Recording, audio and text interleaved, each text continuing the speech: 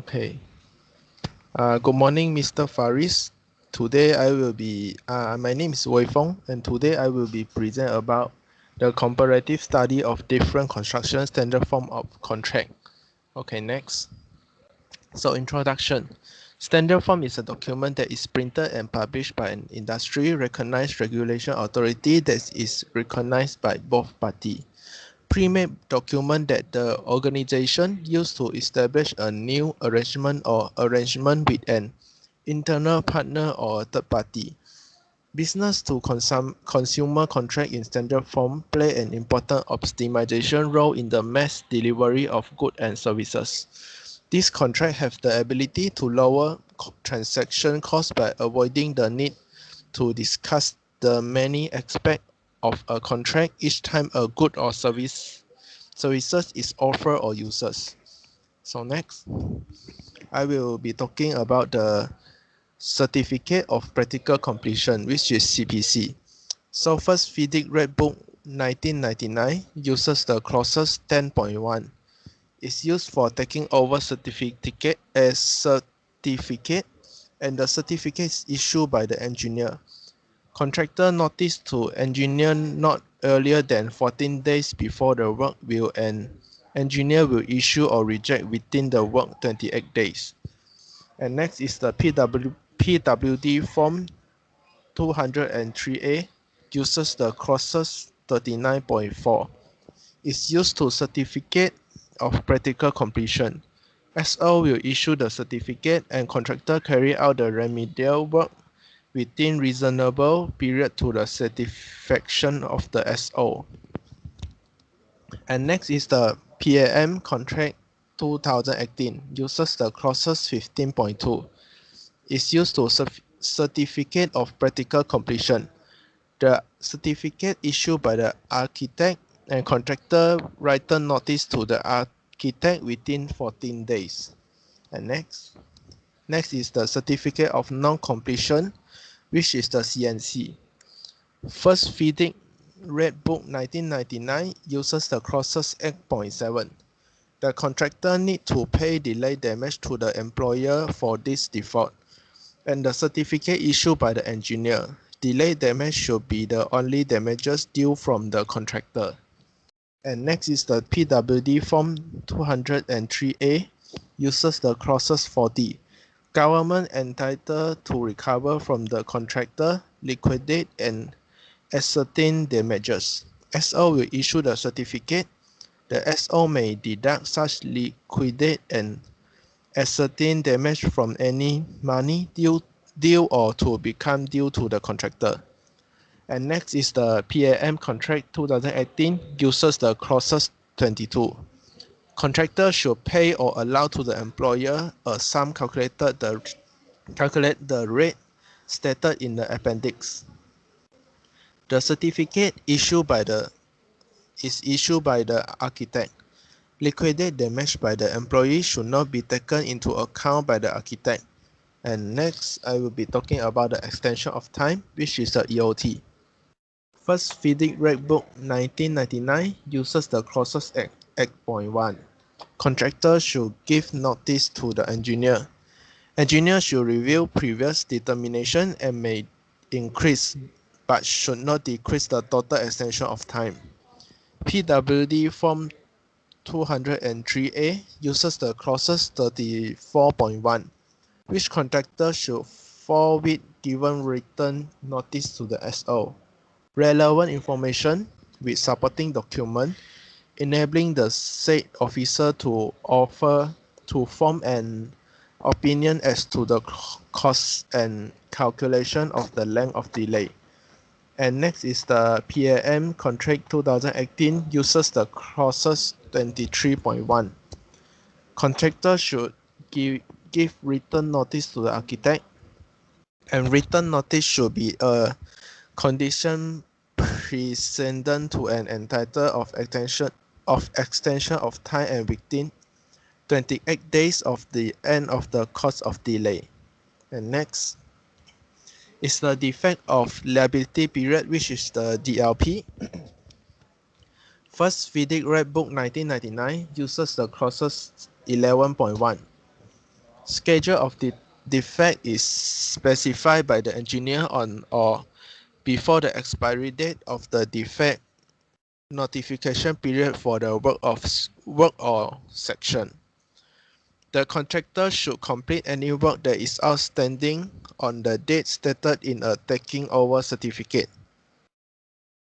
And FIDIC is uses the clauses 11.1. And PWD Form 203A uses the clauses 48.1. Schedule of defect is specified by the SO, which he should deliver to the contractor not later than 14 days after the expiration of the DLP. The contractor should make good of the defect not later than 3 months after the receipt of the said schedule provided. And the PWD 208 uses the clauses of 48.1. And PAM Contract 2018 uses the clauses of 15. Schedule of defect is specified by the architect, which he should deliver to the contractor not later than 14 days after the expiration of the DLP, and the contractor should make good the defect specified of within the defect specified within 28 days after the receipt of the schedule of the defect. Okay, next. The last is the certificate of making good defect, which is the CMGD. First FIDIC Red Book 1999 uses the clauses 11.1, which the engineer should issue the performance certificate to the contractor. The engineer should issue the performance certificate within 28 days after the latest of the expiry date of the defect notification period. A copy of the performance certificate should be issued to the employer. And next is the PWD Form 203A uses the clauses 48.4. The SO should issue the performance certificate to the contractor. The date specified in such certificate should be the date on which the contractor has completed make good such defect. And the PAM Contract 2018 uses the clauses 15. Architect should issue a certificate of making good defect. The date of making good defect should be the date of receipt of the contractor written notice, and a copy should be extended to the employer and nominated subcontractor. And next I will be talking about the advantage of using form of contract. First, advantage of using form of contract, it decreases contracting costs by eliminating the need for custom contract for a specific tender. It's better possibility of fair and balances risk allocation among the party involved.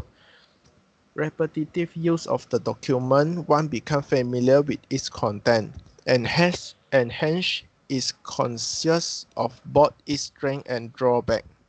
Over time, standard form contract provide a body of case law to which the party may appeal in the event of a dispute on any topic. This is the advantage to the whole industry. And next, contract continuity implies that there is less space for divergence from the contract term. It prohibits contractor from changing the deal without contacting their customer. And last, every time a contract is formed, it uses the same words.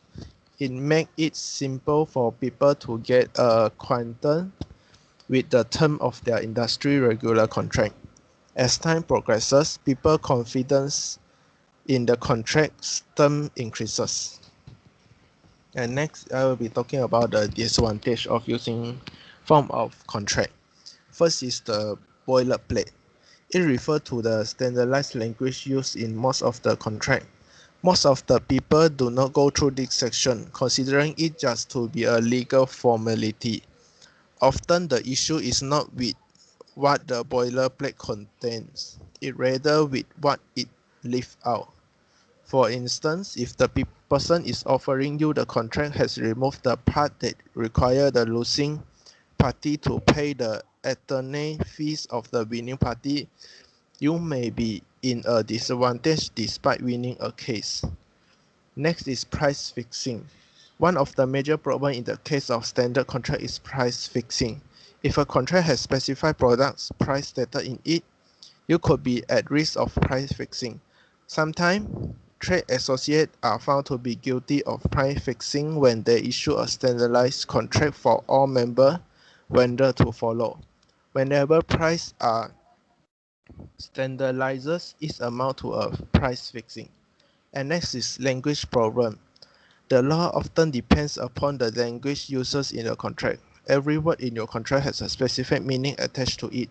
Even though some words may sound right, be aware that an innocuous looking change in terminology can alter your legal position.